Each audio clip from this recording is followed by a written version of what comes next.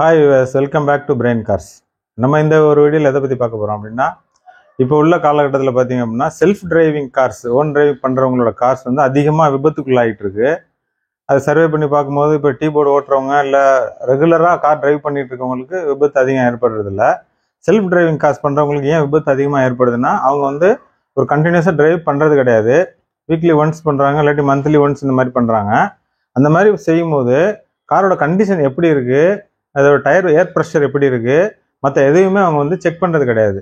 அவங்க வந்து ஸ்டார்ட் பண்ணி காரை மூவ் பண்ணி ஓட்ட ஆரம்பிச்சிடுறாங்க. அவங்களுக்கு வந்து எந்த அவேர்னஸுமே கிடையாது, ஒரு டிரைவிங் அவேர்னஸ் கிடையாது. ஏன்னா ரெகுலராக டிரைவ் பண்ணாததுனால ஒரு ரோடோட இது எப்படி இருக்குது, எந்த இடத்துல எப்படி டிரைவ் பண்ணணும், பிரேக்கிங் கண்டிஷன்ஸ்லாம் எப்படி இருக்குது, டயரோட ஏர் ப்ரெஷர் கம்மியாக இருக்கிறதுனால இல்லை அதிகமாக இருக்கிறதுனால என்ன மாதிரி பாதிப்பு ஏற்படும், அதுக்கப்புறம் அந்த சீட் அரேஞ்ச்மெண்ட்ஸு, மிரர் அரேஞ்ச்மெண்ட்ஸு இது எல்லாமே அவங்க செய்கிறது கிடையாது. அவங்க வந்து வண்டியில் ஏறி உட்காந்து வண்டியை டிரைவ் பண்ணி அவங்க பாட்டு ஓட்ட ஆரம்பிச்சிடுறாங்க. அவங்க வந்து ஸ்பீட் லிமிட்டையுமே வந்து அவங்க கேர் பண்ணுறது கிடையாது. வந்து ஃபர்ஸ்ட் டிரைவ் பண்ணுறதுனால அவங்க ஆக்சிலேட்டர் கொடுத்து ஸ்பீடு எவ்வளோ போகுதுன்னு அவங்க அதை மானிட்டர் பண்ணுறது கிடையாது. எந்த இடத்துல எவ்வளோ ஸ்பீடு போகணுங்கிறது அவங்களுக்கு தெரியுது கிடையாது. இந்த மாதிரி பலவிதமான ஒரு பிரச்சனைகள் இருக்கிறதுனால செல்ஃப் டிரைவ் பண்ணுறவங்களோட கார் வந்து அதிகமாக விபத்துக்குள்ளாகுது. இப்போ என்ன அதை எப்படி நம்ம அவாய்ட் பண்ணுறது, அதுக்கு என்னென்ன செக் பண்ணணும், எப்படி நம்ம ப்ரிகாஷனரி மெத்தட்ஸ் எப்படி எடுக்கணும், அந்த மாதிரி விபத்து இல்லாமல் எப்படி வண்டி ஓட்டுறதுங்கிறத பற்றி தான் நம்ம இந்த வீடியோவில் பார்க்க போகிறோம். வாங்க வீடியோக்குள்ளே போவோம். பார்த்தீங்க அப்படின்னா, கார் டிரைவ் பண்ணுறதுக்கு முன்னால் காரோட வெளிப்பக்கத்தில் நம்ம என்ன மெயினாக செக் பண்ணணும் அப்படின்னா, டயரோட ஏர் ப்ரெஷர் வந்து நம்ம உடனே எடுத்து கேஜ் வச்சு செக் பண்ணணும்னு அவசியம் கிடையாது. நம்ம ஃபிசிக்கலாகவே 4 டயரையும் நம்ம வாட்ச் பண்ணும்போது ஓரளவுக்கு பார்க்கும்போது தெரியும் நம்மளுக்கு. ஏர் வந்து ரொம்ப அதிகமாக இருந்தால் அது ஒரு மாதிரி அதிகமாக தெரியும், ஹைட்டாக இருக்கும்.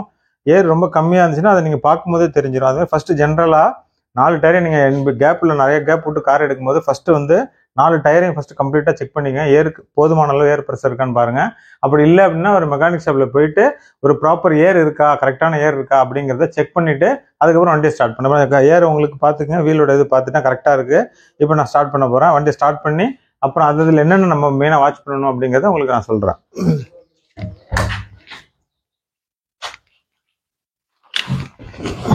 இப்போ கார் ஓப்பன் பண்ணிட்டேன்.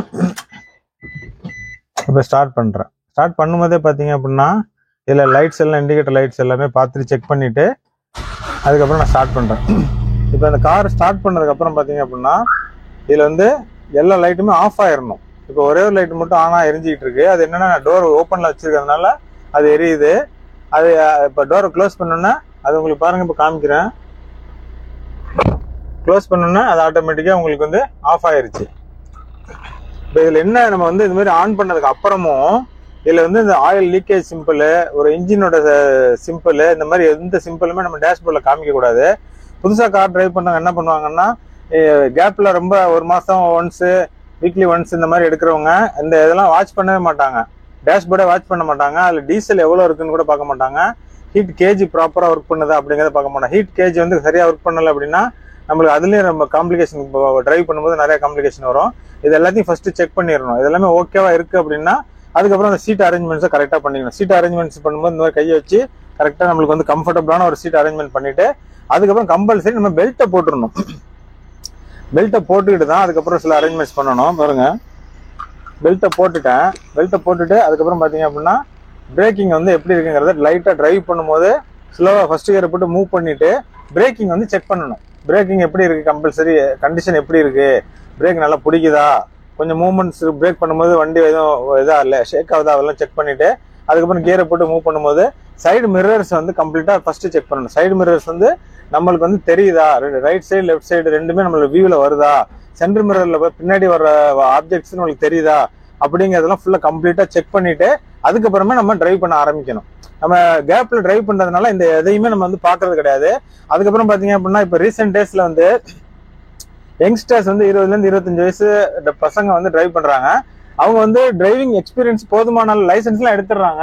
போதுமான டிரைவிங் எக்ஸ்பீரியன்ஸ் இல்லாத காரணத்தினால அவங்களுக்கு விபத்து ஏற்படுது. அவங்க அதை எப்படி அவாய்ட் பண்ணணும்னா, அவங்க வந்து எக்ஸ்பீரியன்ஸான ஒரு டிரைவர் அல்லது அவங்களோட ரிலேட்டிவ்ஸ் நல்ல கார் ஓட்ட தெரிஞ்சவங்க, அனுபவம் உள்ளவங்கள பக்கத்து சீட்டில் உட்கார வச்சுக்கணும். உட்கார வச்சுட்டு அவங்க டிரைவ் பண்ணும்போது இவங்க ஏதாவது மிஸ்டேக் செஞ்சா கூட அதை அவங்க பக்கத்தில் இருக்கவங்க, எக்ஸ்பீரியன்ஸ் உள்ளவங்க, அவங்க வந்து இதை எடுத்துக்க சுட்டி காட்டுவாங்க.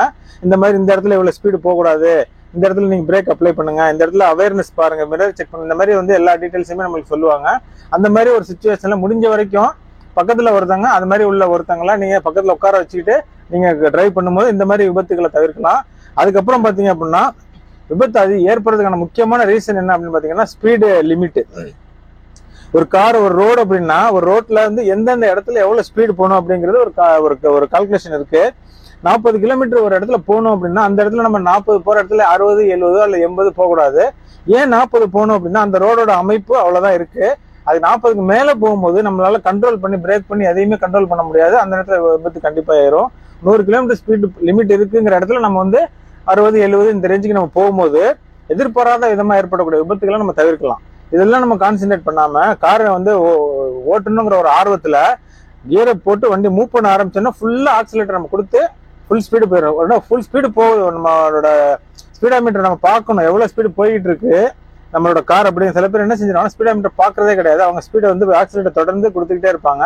அது பாத்தீங்க அப்படின்னா 80, 100, 120 வரைக்கும் போயிட்டு அவங்களுக்கு ஒரு அவேர்னஸ் இருக்காது. எவ்வளவு ஸ்பீடு போகுதுன்னா தெரியாம அவங்க கார் ஓட்டிட்டு இருப்பாங்க. அந்த மாதிரி ஓட்டக்கூடாது. ஸ்பீடாமீட்டர் பார்த்துட்டு ரொம்ப ஸ்பீடு போகுதுன்னா டக்குன்னு நம்ம ஆக்சிலேட்டர் லைட்டா ரெடியூஸ் பண்ணிடணும்.